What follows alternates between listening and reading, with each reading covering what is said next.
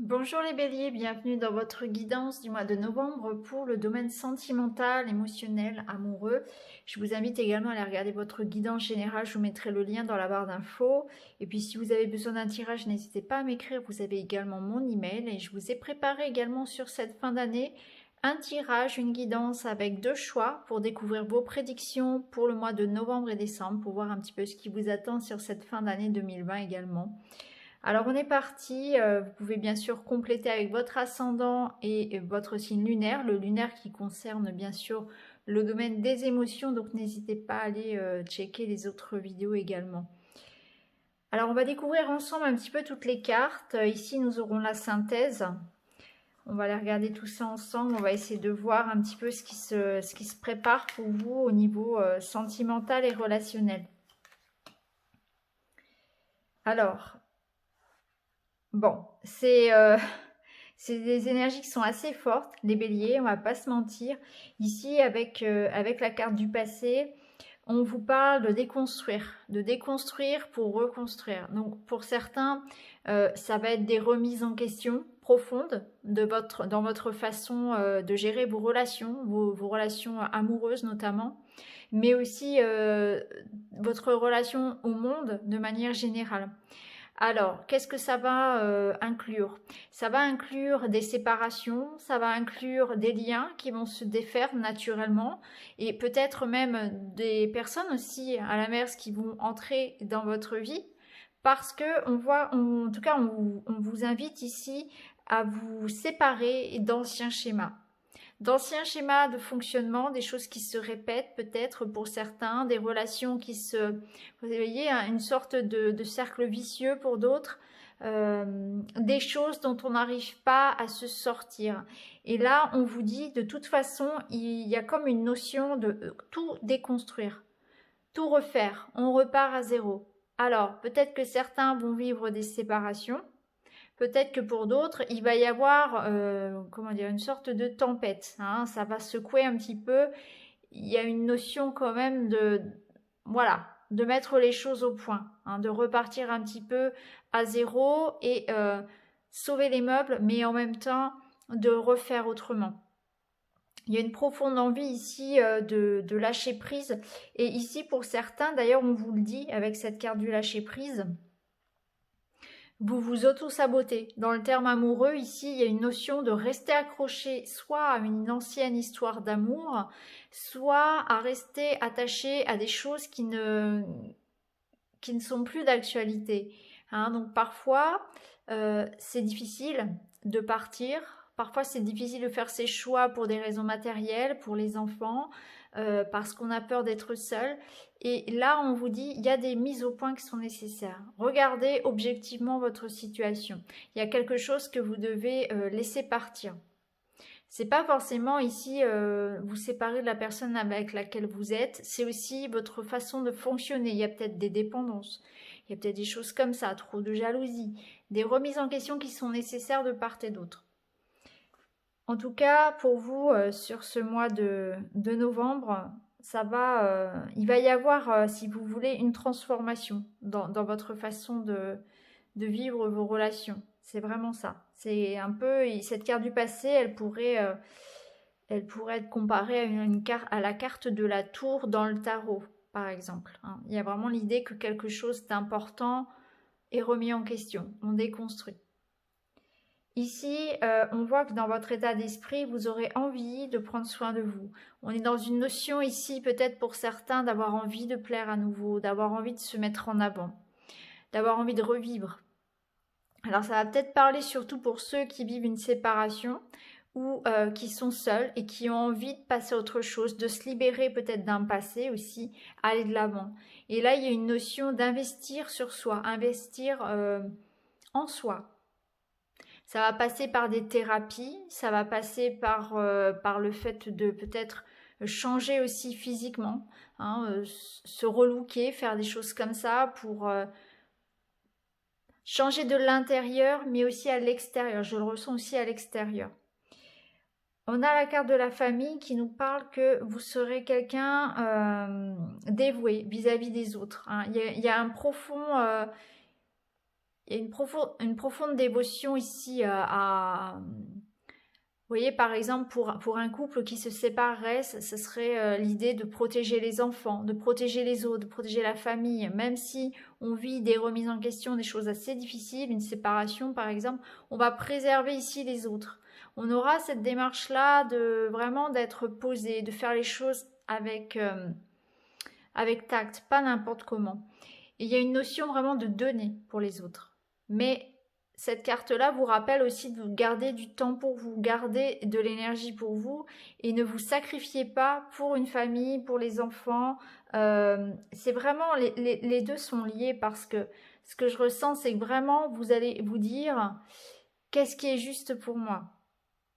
En même temps, je suis pas bien dans cette situation, je peux pas rester comme ça pour faire plaisir à quelqu'un d'autre. Il y a cette notion de vous reconnecter à qui vous êtes vraiment. Parce que là, comme on vous disait cette carte, vous vous auto-sabotez.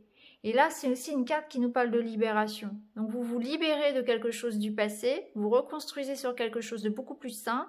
Donc peut-être que vous redonnez un nouvel élan à votre couple, mais ça nécessite quand même, voilà, des remises en question profondes de part et d'autre. Donc là, vous allez peut-être chercher effectivement à préserver l'ambiance, à préserver les enfants, vous allez investir aussi en vous-même, vous allez investir pour construire. Hein. Vous voulez construire, vous voulez quelque chose de pérenne. On voit qu'il y a aussi pour certains cette remise en question par rapport à l'âge, c'est-à-dire que on a envie de construire. Donc on est dans une démarche ici de trier parce que on veut après derrière que ce soit du solide. On est face à quoi? On est face ici à un entourage qui n'est pas forcément dans le même élan que nous. On va peut-être reprocher à son conjoint, à son partenaire, aux autres de ne pas s'investir autant que nous. Donc là, il peut y avoir conflit par rapport à ça. C'est d'ailleurs peut-être pour ça qu'il y a séparation, parce que on a l'impression de trop donner en fait. Et c'est ce que je ressens pour certains, c'est que vous allez vous rendre compte que vous avez beaucoup investi et qu'il n'y a pas eu de retour. Et ça peut être quelque chose que vous allez prendre conscience en fait et que vous allez dire stop pour certains à ça. C'est fini de se sacrifier pour les autres, c'est fini de donner à sens unique, vous voyez. Il y a vraiment cette notion-là parce que là, je pense que certains vont reprocher à leur partenaire un manque d'investissement, un manque d'action, un manque de communication, comme une notion de fatalité, en fait, de ne pas se remettre en question. Et vous êtes dans cette étape-là, vous êtes dans cet état d'esprit-là au contraire, faire en sorte qu'il y ait des efforts qui soient faits pour peut-être sauver le couple ou pour faire avancer la situation, pour retrouver une harmonie, un équilibre. Et vous allez être face à quelqu'un qui n'a pas les mêmes envies. Donc ça peut être compliqué par rapport à ça. Ça peut être compliqué pour certains parents, ça peut être face à vos enfants ici, qui vont pas être aussi dans l'idée voilà, dans l'idée de rentrer dans le rang en fait. Il y a vraiment cette idée là, vous allez vraiment face à des gens qui n'acceptent pas leurs responsabilités, que ce soit un couple, que ce soit l'enfant, que ce soit vos proches aussi, ça peut être aussi dans une relation amicale, hein, que vous soyez en couple ou célibataire. Ici vous allez être face à des gens voilà, qui ne donnent pas le même investissement que vous. Vous allez avoir l'impression de vous que c'est vous tout le temps qui faites les efforts, tout simplement, que ce soit par exemple pour organiser les fêtes, pour se voir, pour prendre des nouvelles. Vous voyez, il y a cette notion que c'est pas donnant-donnant, et ça vous n'en voulez plus.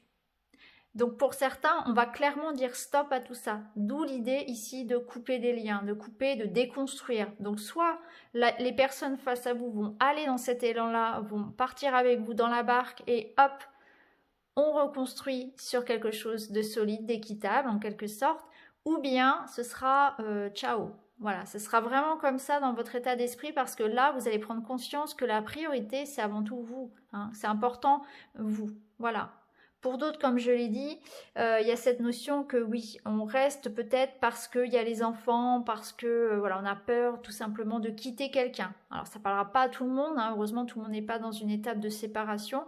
Je vous souhaite réellement que voilà, ce soit juste des remises en question au niveau de votre couple, mais que finalement vous arriviez à trouver un consensus. Mais en tout cas, voilà, pour certains, ce sera ça. Pour certains, on se ment à soi-même parce que si on le pouvait, on partirait. Voilà. Alors, on va voir un petit peu en termes de bilan. Vous voyez, on retrouve la séparation. Alors, c'est intéressant parce que du coup, ça résume un petit peu ce que je viens de dire. Ici, on voit que vous allez être axé sur une union, donc sur votre couple, sur une harmonie, sur un bien-être. Que vous soyez seul ou en couple, ici on nous parle d'un développement, d'un épanouissement personnel. On voit que vous allez couper ici avec ce qui vous empêche finalement d'être bien, d'être heureux. Que la priorité c'est vous, vous allez trouver la clé qui va débloquer ça. Vous allez construire et reconstruire, encore une fois. Pour certains, la séparation, ça va être effectivement parce que la solution, c'est de partir, de se séparer de certains liens. Pour d'autres, c'est pas forcément le couple, hein, ça peut être se séparer de personnes toxiques aussi dans votre vie, ou bien d'habitudes, ou bien de choses, de dépendance, par exemple, d'une dépendance affective, de jalousie, hein, de choses comme ça qui vous bloquent, qui vous empêchent d'être épanoui dans votre couple ou seul, hein, bien sûr.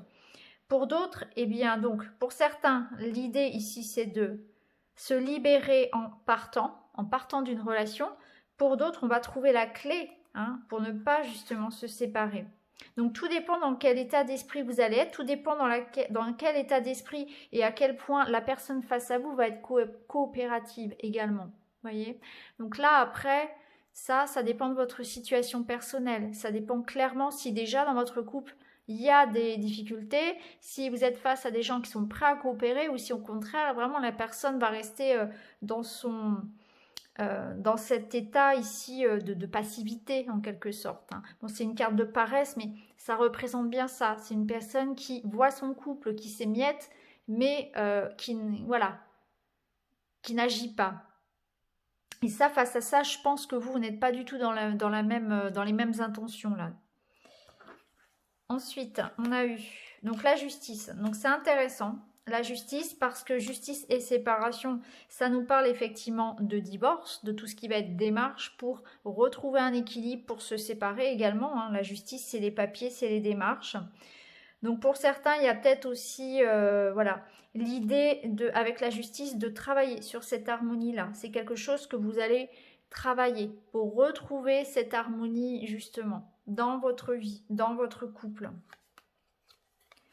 La vérité du cœur. On ne pourrait pas avoir meilleure carte pour vous accompagner ce mois-ci, parce que la vérité du cœur, ça va être de sortir justement du mental, du concret, de toutes les considérations qu'on a vues précédemment, à savoir les enfants, l'argent, etc., le confort matériel, pour savoir clairement ce que vous voulez dans la relation, clairement ce que vous voulez. Cette carte-là, elle vous pousse à aller chercher en vous, à écouter votre cœur. Qu'est-ce que vous voulez réellement? Qu'est-ce que vous recherchez vis-à-vis de votre vie personnelle?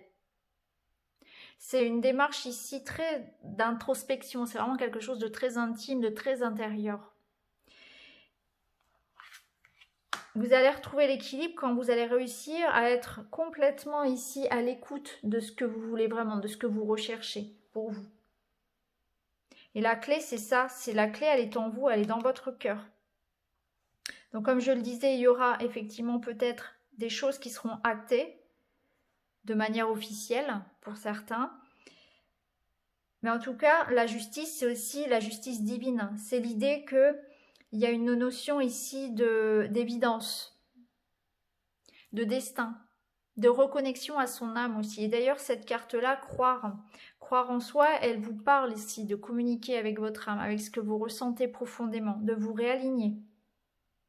Et après, eh bien, c'est un petit peu qui même me suivent par rapport à l'extérieur. Alors, avec le petit Lenormand, vous avez eu pareil 3 cartes très intéressantes parce que on voit bien qu'il y a une envie de partir. Il y a une envie de quitter une situation, d'aller tenter sa chance ailleurs. Hein, ici, on a le trèfle qui nous parle d'une période positive qui s'ouvre à vous, de possibilités, de nouvelles rencontres. Donc pour les célibataires, ça nous parle effectivement d'une évolution positive, mais qui nécessite avant tout de faire les choses différemment, de lâcher prise, de couper avec les schémas habituels, avec le passé, donc peut-être d'enterrer une histoire, de faire le deuil d'un ex, d'une relation, de quelque chose comme ça, guérir aussi, se libérer d'un passé compliqué. Mais vous avez cette envie, cette évolution positive vers une période de bonheur. Donc que vous soyez seul et qu'il y ait une nouvelle personne qui rentre dans votre vie, tout simplement vous soyez dans cette démarche-là de faire un travail pour vous, pour laisser le passé au passé, on vous dit que vous allez vers du positif. Si vous êtes en couple et que vous quittez votre conjoint, ça nous dit ici que c'est ce qu'il y a de... En fait, ça ressort comme quelque chose de positif parce qu'on voit que vous prenez la décision ici de partir, de vous éloigner. Cette cigogne, elle fuit un petit peu les hostilités, mais elle va là où l'herbe est plus verte, voyez. Elle va voir si l'herbe est plus verte ailleurs. C'est un petit peu comme ça. Et le trèfle, ça vous dit qu'elle part parce que actuellement, c'est là où est sa chance, c'est là où est son bonheur, concrètement. Et si vous êtes en couple, eh bien, ça nous dit que vous allez justement faire évoluer votre couple, que vous allez décider, voilà, d'emmener avec vous dans cette barque tout le monde, tous ceux qui vont vous suivre en fait vers cette évolution. Donc soit on va marcher avec vous, soit ce sera sans vous. Mais en tout cas, vous avez décidé de bouger, vous avez décidé de changer les choses et d'aller vers le bonheur, vers votre épanouissement, pardon, d'aller vers des personnes enrichissantes, vers des relations qui vous nourrissent, qui vous portent. Donc voilà les béliers pour cette lecture sentimentale, émotionnelle, relationnelle du mois de novembre. J'espère que ça vous parlera. N'hésitez pas à me le dire en commentaire. Quant à moi, je vous embrasse. Je vous retrouve très vite dans une autre vidéo. Merci beaucoup. À bientôt.